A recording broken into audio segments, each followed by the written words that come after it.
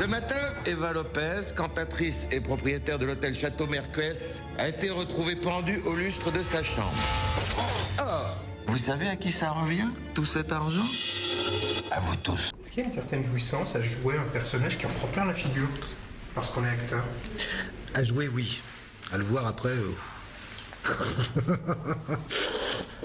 Ça... Mais à jouer, oui, je me suis régalé à jouer ça, c'est un grand plaisir. Et après, c'est un plaisir. Après c'est toujours très très délicat de se voir. Alors, je pense que les gens ne se rendent pas compte quand ils vont voir des... Quand même, comme ils sont méchants de rire, alors que je suis un homme.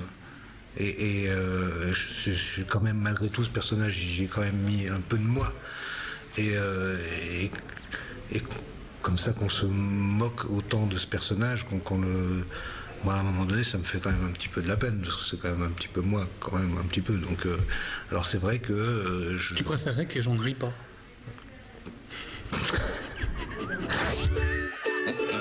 Non, je plaisante. Vous verrez, le château de Mercues, c'est vraiment classe. Hors saison, ça risque d'être très tranquille. Maman. Oui, t'inquiète pas, je te rappelle tout à l'heure. La fille, elle retirait sa culotte, non? Mais non. Merci. Il fait chaud ici, c'est terrible. Mais c'est la drogue qu'ils mettent dans les chambres. Ah oui, c'est ça. C'est ça? Si t'en as trop pris, c'est ça? Tu crois? Non mais pourtant j'en prends jamais. Nous n'avons pas de grandes serviettes. Ah, c'est des boules dont vous allez avoir besoin. Et vous faites quoi? Moi, j'écris un livre sur l'échangisme animalier. Je sais pas, mais là, j'ai l'impression que t'as senti quelque chose. Non, je crois pas. Et vous imaginez l'effet... Drogue quand même un peu, non? Très peu. Très peu. Très peu. Non, vraiment très peu. Oui, non, mais moi c'est pareil. Non, pas dire ça, quand même. Bah t'as des enfants? Bah, moi aussi. Exactement, ouais, c'est ça. Qui se droguent eux-mêmes, d'ailleurs. Eh oui, non, on rigole, mais vous savez, c'est pas toujours rigolo. Non. Et puis c'est qui les excités qui dorment au-dessus de chez nous? Madame Mercier, la dame qui vous accompagne. Je suis désolé, Christiane, je vous dérange. Pas du tout, on vient juste de terminer. Moi j'ai rencontré une sorte de couple, comme celui du personnage de petite taille avec son amie Sandy.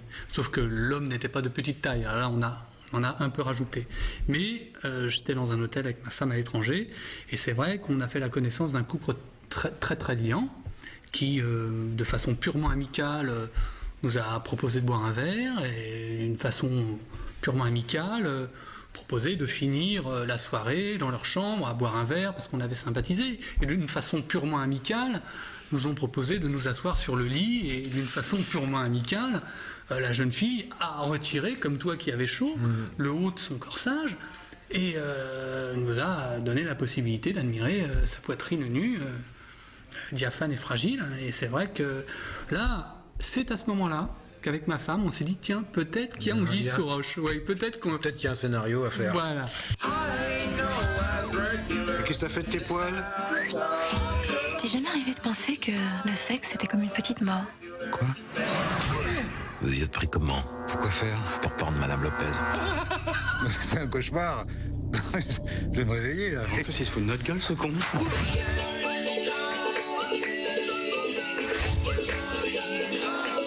Partez en week-end.